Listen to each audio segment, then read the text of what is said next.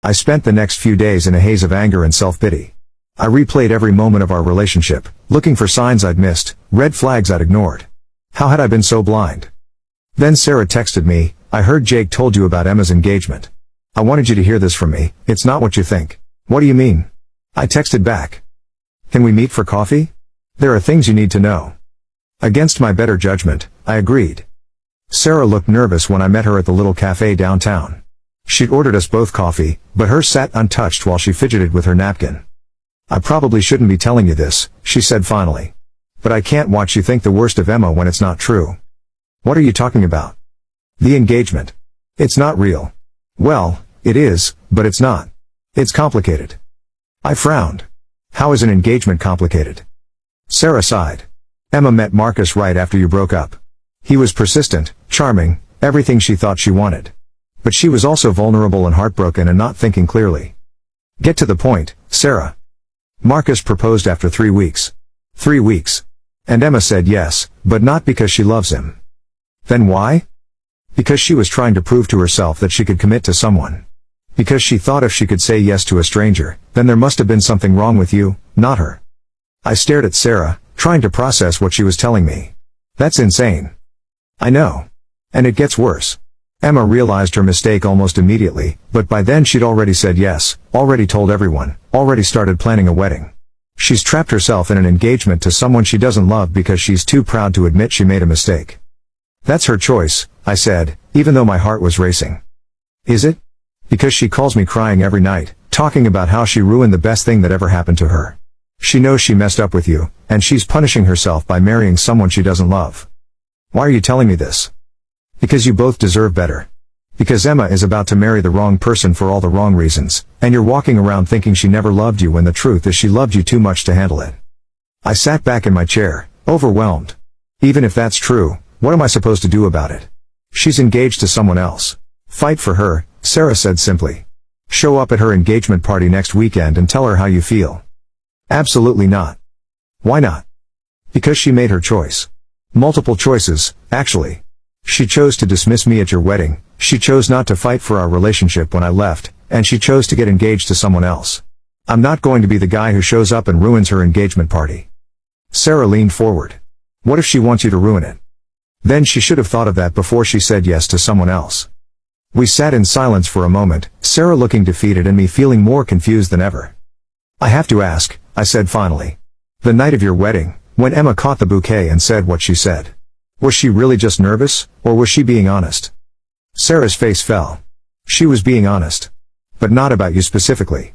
Emma has always been terrified of commitment, of being tied down, of losing her independence. She's been that way since we were kids. So she didn't want to marry me. She didn't want to marry anyone. But she especially didn't want to marry you." I felt like I'd been slapped. "Thanks for the honesty, I guess." "No, you don't understand. She didn't want to marry you because you were real. Because marrying you would have meant giving up her fantasy of the perfect life with the perfect person. You represented reality, and reality scared her. And now? Now she's engaged to someone who feels like a fantasy. Someone she barely knows, someone who can't disappoint her because she doesn't know him well enough to be disappointed. It's safer." I shook my head. "That's the most messed up thing I've ever heard." "I know. But it's Emma. She's always been complicated." I left that coffee meeting more confused than ever. Part of me wanted to believe Sarah, wanted to think that Emma's engagement was just a mistake born out of fear and regret. But another part of me knew that it didn't matter. Emma had made her choices, and I had to live with the consequences. The engagement party was the following Saturday. I didn't go, obviously, but I found myself thinking about it all day. Was Emma happy? Was she having second thoughts? Was she thinking about me? I got my answer Sunday morning when Sarah called me, sobbing. "She did it," Sarah said through her tears. "She actually did it." "Did what?" "She called off the engagement. At her own engagement party. In front of everyone." I sat down hard on my couch. "What happened?" "Marcus was giving a speech about how he knew Emma was the one from the moment he met her, and Emma just broke. She started crying and said she couldn't do it anymore. She told everyone she was sorry, that she was marrying him for the wrong reasons, and that she couldn't go through with it." "How did Marcus take it?" "About as well as you'd expect. He was humiliated, angry, confused. He left with his family, and Emma was left standing there in front of 50 people who had no idea what to do." "Where is she now?" "At home, Locked in her room.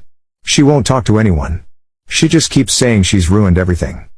I closed my eyes, trying to process this latest development. Sarah, I'm sorry, but I don't know what you want me to do about this. I want you to call her. Or better yet, come over. She needs to know that there's still hope for her, that she hasn't destroyed every chance at happiness. I can't do that. Why not? Because this isn't about me. This is about Emma figuring out what she actually wants, not running to me because her backup plan fell through. Sarah was quiet for a long moment. You really don't think she loves you? I think Emma loves the idea of me now that she can't have me. But when she could have me, when I was offering her everything she claims to want now, she made it clear that I wasn't good enough. People make mistakes. Some mistakes are too big to come back from. After I hung up with Sarah, I sat in my apartment thinking about everything that had happened. Emma had called off her engagement, just like Sarah had predicted. But instead of feeling vindicated or hopeful, I just felt sad. The Emma I'd fallen in love with 3 years ago would never have gotten engaged to someone she didn't love. She would never have put herself and another person through that kind of pain and humiliation. The fact that she had done those things proved that she wasn't the person I'd thought she was.